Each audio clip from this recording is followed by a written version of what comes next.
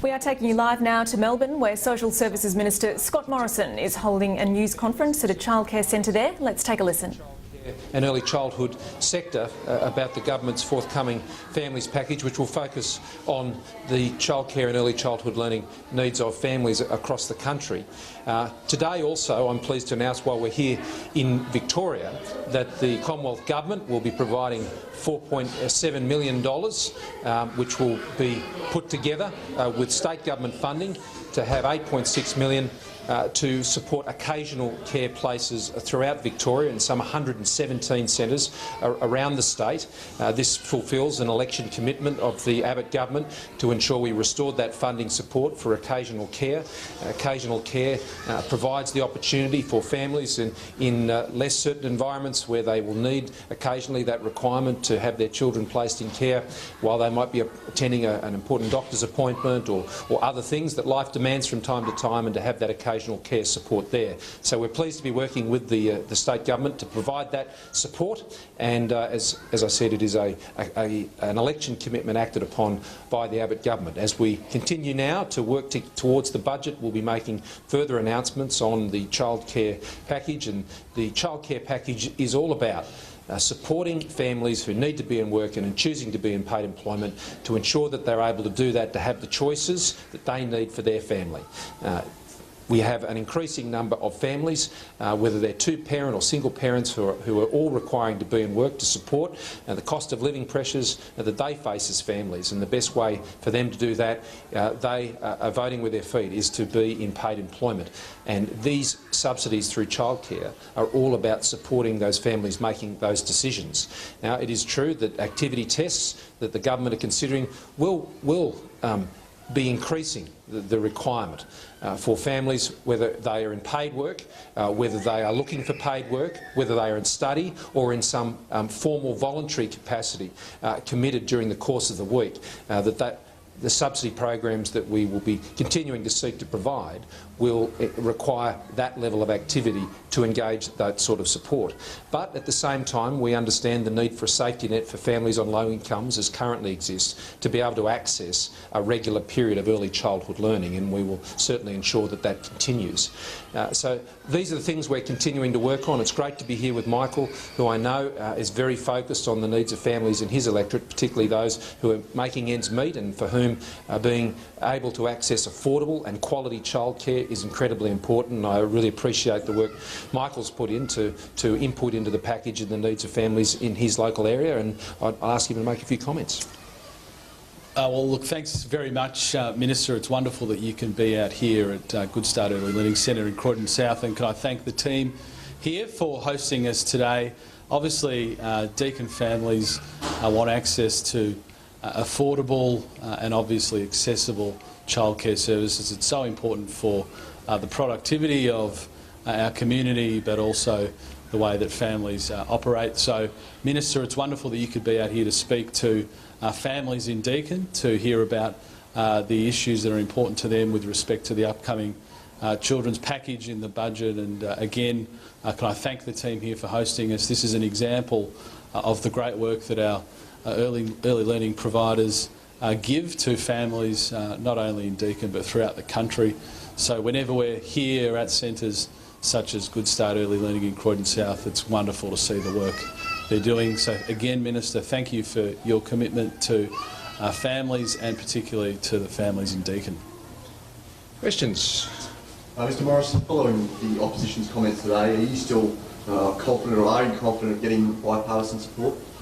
Well, I think the needs for childcare support for families who are in paid work is very important, and the government intends to invest more in this area. But like in any area where the government seeks to spend more, then we need to ensure we have the savings that can pay for that.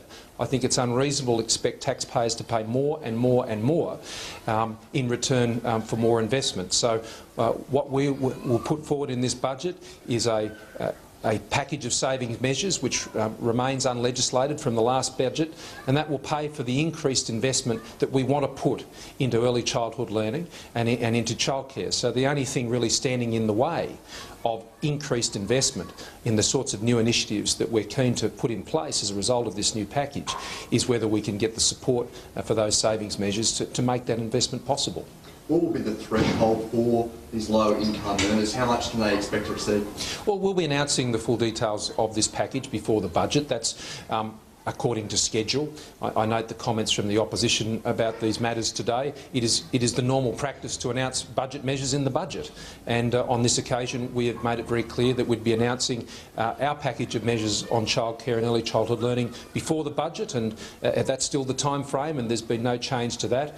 We made the announcement in relation to our nannies pilot earlier this week, and we'll be making further announcements on that package over the next week or so before the budget. So you don't believe low or middle income families will be disadvantaged by this, taking money out of what they may be receiving now? No, and I'd say the contrary. What the government is doing is planning to invest more in childcare support and early childhood learning. We're going to invest more, not less. Everything we were investing before, and to go further. And in doing so, we will ensure that a safety net remains in place for families, particularly in disadvantaged areas and face other forms of disadvantage. But the subsidy support will be targeted more and more to families on low to middle incomes. They will be the biggest beneficiaries of the program we're seeking to put in place, because we know from the consultation that we've had, just like consultation we'll have further today here in Croydon South, we know that it is families on middle to low incomes that are really struggling with that question of being able to go back to work and stay in work. And we want to make sure that the financial equation around the kitchen, that they discuss around the kitchen table, adds up for them, and we believe this package will add up for them. Isn't there a danger that this will encourage parents to work longer hours and see less of their children? How long parents work is a matter for families. And the decisions they make about work and whether they choose to stay at home while they raise their children, one parent, or go to work, is a matter for those families. But for those families who decide to go into work, and for so many families need to go back to work to deal with the rising costs of living and the many pressures that they face and not be dependent on welfare, well, we're giving those families that support. And the more people choose to be engaged in paid employment and the other activities I've mentioned, looking for work, training and studying, as well as being involved in informal volunteering capacities, well, this package will be there to support them, as will there be support for those to access a basic level of early childhood learning for those on low incomes. You said this morning you had concerns about the childcare rebate because it covers 50% of whatever price is charged, and you thought it was a big weakness in the system. Should there be a top limit or a cap on the rebate? Well, the Productivity Commission has recommended a benchmark price process, and we think that process has great virtues. The idea that the taxpayer should be asked to pay for top-line services that extend to gourmet cooking classes and Zumba classes and things like that, which are the anecdotes that have come out from the past. So I think the taxpayers have sent a very clear message on that. But there are a core level of services that need to be supported to enable families to be in work. And I know things were different 20, 30 years ago when these sorts of subsidies weren't in place back then. And I know many families, particularly older Australians, who never had the support of that. But times have changed since then. And today we have 2/3 of two-parent families who are now two-income families. We now thankfully have the majority of single-parent families who are working, paid employment, single-parent families. So when you put that together, these subsidies actually help families to put themselves in a better position to support themselves. We all know that mums work harder than anybody else, whether they're in paid employment or not. That's certainly my experience, but many and an increasing number of mums and dads who are in this situation are working because their families need them to work, and we want to support them in that choice. Okay. Thanks very much for your time.